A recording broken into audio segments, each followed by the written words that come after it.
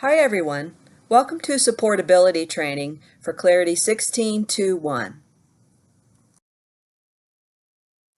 This is Denise Saladay and I'll be covering the topic of business rules. The things that we have modified this release for business rules are as follows. First, we renamed the existing business rule action to disable editing. Then for third level subobjects, we enabled business rules. And on the resource object blueprints, we added two capabilities. One is we enabled business rules, and the second is we enabled the Actions tab. Additionally, users will now have the capability to create business rules to disable object instance deletion. And last, we enhanced the required attribute business rules for custom master objects. In this training, I'll demonstrate the following for business rules. First, we'll view renamed existing business rule actions to disable editing. Then, we'll look at how you enable business rules for third-level subobjects. And in the resource object blueprint, we'll take a look at how you can enable business rules and enable the Actions tab. And then we'll create business rules to disable object instance deletion. And last, we'll look at required attribute business rule enhancements that we made for custom master objects. So let's navigate to our blueprints and take a look at how we renamed one of our business rule actions.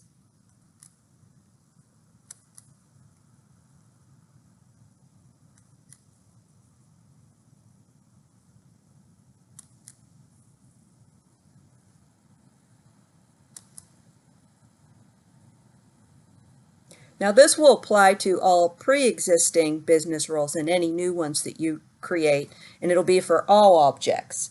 We've renamed the action. It's the disable editing action. So we'll create a new role.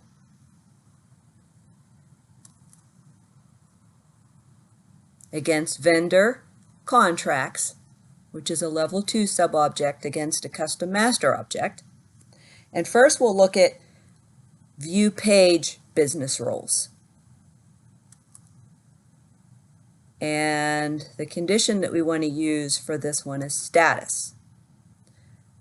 When the status is on hold for this particular vendor contract. And this is an action here that we want to take for our business rules.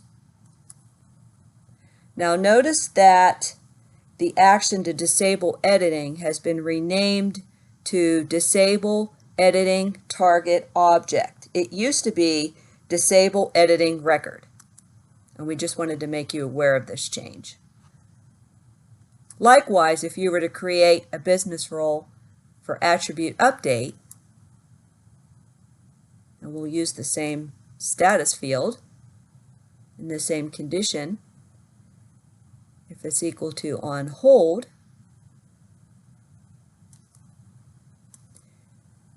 you'll notice the actions here are the same. Disable editing target object was renamed from disable editing record. Now, we'll take a look at how you can enable business rules on third-level subobjects in blueprints.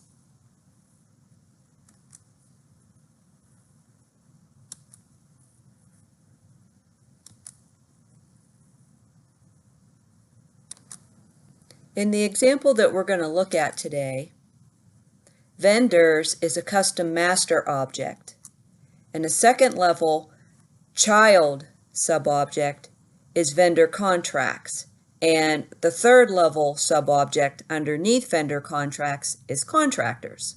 So we'll select that. And we'll just build a simple rule here for view page. We'll add a filter for the status, contractor status, whenever they're inactive, and we can just see a list of the actions that we have available for view type business rules. You can see that you can disable deleting target object, disable editing attributes, and disable target objects. What's important to note is regardless of whether you build your business roles on your third level sub-object using a business role type, a view page, or attribute updates, the only attributes that you can use in building your filters and your action criteria are those attributes that are on the target object, which is your third level sub-object. In this case, it's contractors. So I'm going to cancel out of that, and we'll take a look at another attribute business role type for attribute update. I have this one already created. This business role is also against the target object contractors, which is again a third level, and its role type is attribute update. Now I have different criteria here, and this is the business role that I'm saving that we'll take a look at in action in a little bit. But you can see that the criteria that I have defined for this is when the contractor status is equal to inactive, the action that I want to take is to set attributes, and I want to set the work finish date equal to the current date. Now this is the only type of action that you can take on third level sub-objects that are data actions.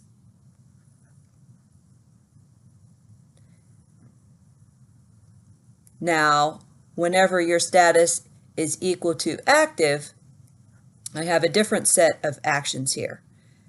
And in the UI actions, I'm disabling editing attributes of the work finish date, and I'm also disabling deleting the target object. Now if we click on the add actions, you can see all the actions that are available for this role type for third level sub-objects. You can disable deleted target object, disable editing target objects, and disable editing attributes. Note that for third level sub-object business roles that you cannot build roles for required attributes, for notifications, or action items. And the stock level 3 sub-objects that we support here is assignments, which is under task object, which is a level 3, and the other two out of the box level 3 objects that we support are actual value and target value, which are sub-objects under the key results object, which is underneath objectives. And we also support level 3 custom sub-objects. And it's similar to what I've just shown you today. And finally, we'll take a look at how this business role is honored in Clarity. We'll navigate to the vendor's custom master object.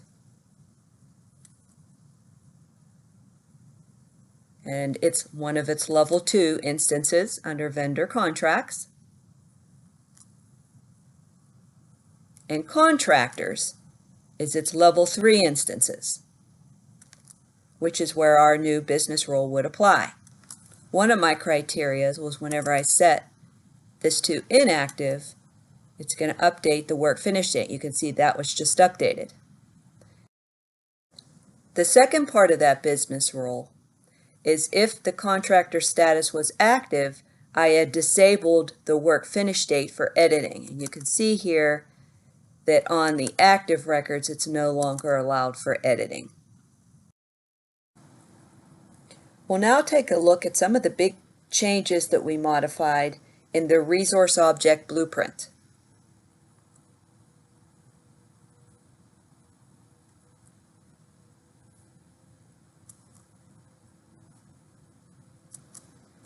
Notice now that the resource object can have business roles. Let's take a look at some of the actions that are available for the different role types. Under View Page, Business Roles, let's just select condition here just to see the list of actions here. We support disable editing attributes, disable editing target object, and you can hide actions, hide attributes, hide modules, hide sections, and we also support required attributes. Under the attribute update, we support the same actions plus one additional one, and I'll show you that one in a minute.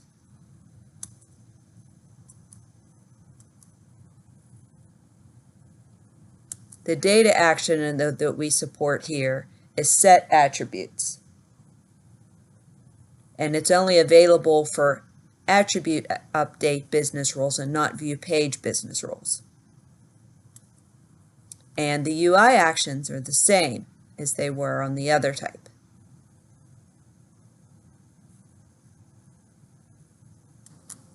I've created 2 business roles already to show you how this works. The first one, these are both against the resource object, is a view page role, and if the resource is not active, we're going to hide the section Resource Management. The second role against the resource object, and this is an attribute update business role. If the resource is open for time entry, then we're going to set the attribute track mode to PPM. Let's navigate over to Resources to see how these business roles are honored.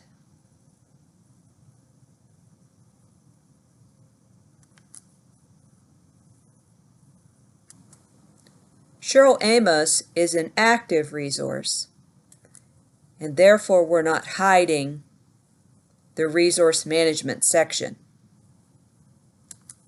On the other hand, we do have an inactive resource, Megan Bascombe, and you can see here that we are hiding the resource management section. Now let's take a look at how our second business role was honored. Navigate into Liz Chase's properties page, and the second business role is if we opened the resource up for time entry, the track mode would automatically get set to PPM. And you can see that that happened here. The next big change that we made to the resource object blueprints, put this in edit mode, is we have an Actions tab. Here is where you can add active processes in Classic, where the primary object is either the resource master object or it's not populated. You can see I have one configured here already, but if you want to add a new one, you can see a list here of some items that don't have the resource object as the primary object. You would just select one here and click Add to add it to your blueprint. And the one that I have here available is called Resource Manager Change Process.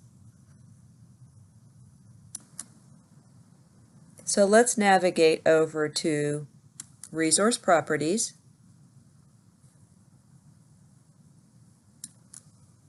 and we'll look at Cheryl Amos. And you can see here that the process here that was created in Classic is now available as a button action for resources, Resource Manager Change. That button will be available for all users who have access rights. And while you can start these processes in Modern now against the resource object by clicking on this button, you still have the capability to view the workflow or start the process in Classic now, just like you did in the past. There's a new capability, this release, where you can disable object instance deletion in business roles, and you'll do that via blueprints. I just wanted to provide a quick chart of which master objects, stock subobjects, and custom subobjects are supported for this capability. And note for subobjects that level 2 and level 3 are supported. Also note that hierarchy, agreement, roadmap, and plan objects do not have business roles enabled, so they're not supported under this capability.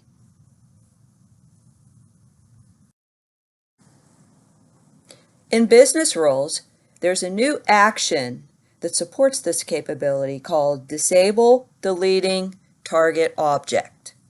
So if we navigate into Blueprints, we'll take a look at an example of this. We are in the Vendors, which is a custom master object. And we'll just navigate into the roles. The first example I have here is you disable vendor deletion whenever the vendor status is set to active. And the action here that I created is disable deleting target object. You can see here that if I were to add another action, all the actions that are supported in this business role, including the one that I selected already, which is gray, would appear and is supported.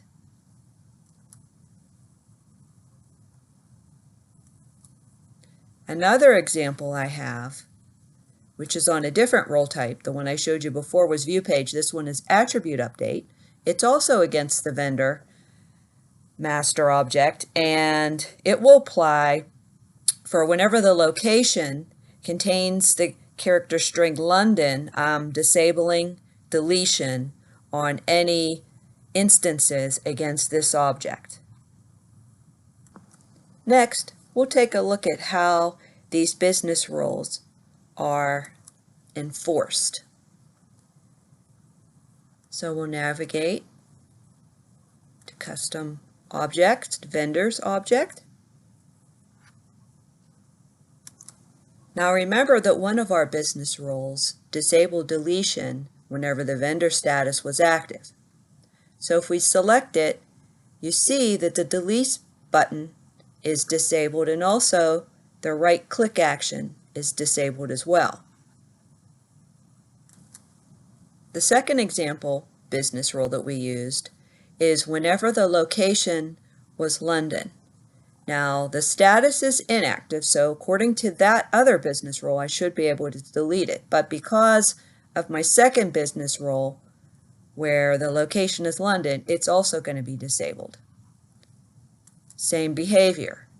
If you select it, delete is disabled, and the delete button or delete action is also disabled too. These business roles will take precedent over any user security rights for deletion. So if a user has security rights to delete an instance, but the business role prevents the deletion, the delete action will be disabled. On the other hand, if a user does not have delete security rights and there are no business roles to prevent deletion, the delete actions will be active, but the user will not be able to delete it, so they'll receive an error whenever they try and actually delete the instance. And while the example that we're looking at is in the grid, these business roles to prevent deletion are also honored in the board, timeline, and calendar views. You're probably wondering what will happen if you do a bulk delete operation and you have various items that are disabled for deletion and others that are not, and we'll take a look at that now. The delete action will be available for bulk operations as long as you continue to select items where it's enabled.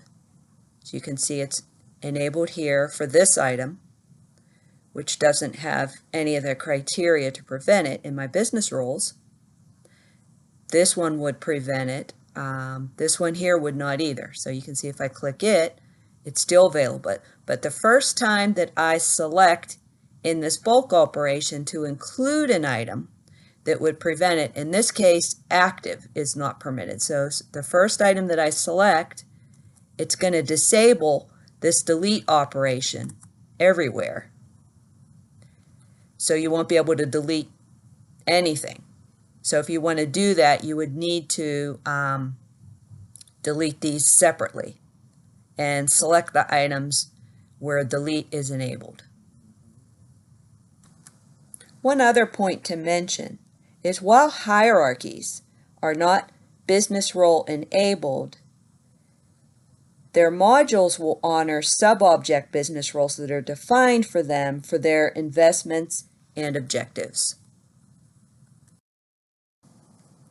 Required attribute business roles were enhanced this release for custom master objects and their sub-objects. We'll navigate to a blueprint for custom master object vendors.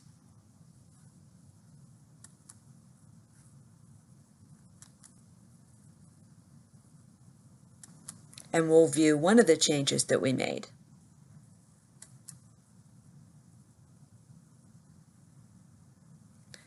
For view page type business roles, the condition here always true to create always true required attributes is available.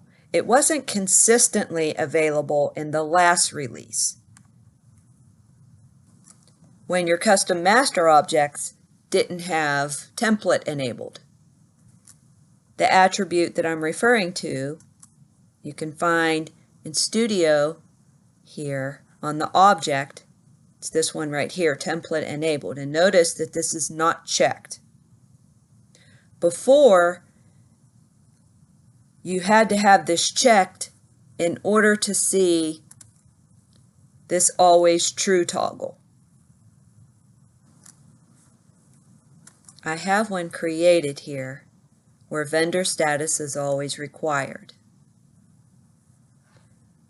And it applies to the vendor object to view page role, and I have it toggled on here, always true. And the vendor status, the action here is required attributes. To see how this role is enforced, we'll navigate into the vendor object. And we have one instance here where the vendor status is null. So this would cause our business role to fail. So if we go in and we make an update for this record, we'll just add a period here. You can see that you'll get the message that vendor status is required. These types of required attributes are not only supported in the grid, they're supported on the same clarity screens as other objects that have required attributes, like in the flyout and the properties. Another enhancement that we made to business roles for custom master objects is we're now supporting required attributes, that action, for any sub-objects on the custom master object that are a level 2. Take a look at a couple examples I have of that. Under vendors, which is a custom master object, and its child sub-object is vendor contracts. I've created a business role here against this level 2 sub-object, vendor contracts. It's a view page type of business role. And I created it where if the start date is not empty, then the action is the finish date is a required attribute.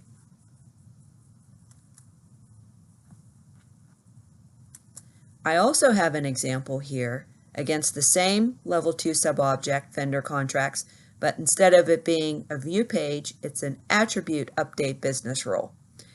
And this rule states that if the amount is greater than 0, then the contract number has to be required.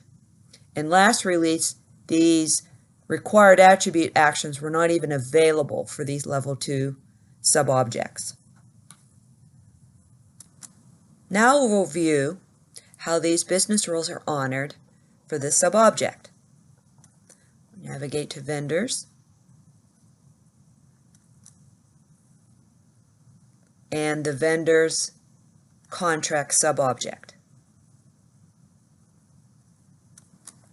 This instance here that we're looking at is breaking both of our business roles for required attributes because the amount is greater than 0, but the contract number is empty, and because it has a start date, there is no finish date, and finish date is required if there's a start date. So let's make an update here. Just going to add a period. And you can see that both of those attributes show up on the required fields attribute because they are required. And again, this is supported on all the same screens that required attributes are supported for other subobjects. And this concludes the business rule section of the supportability training. Thank you.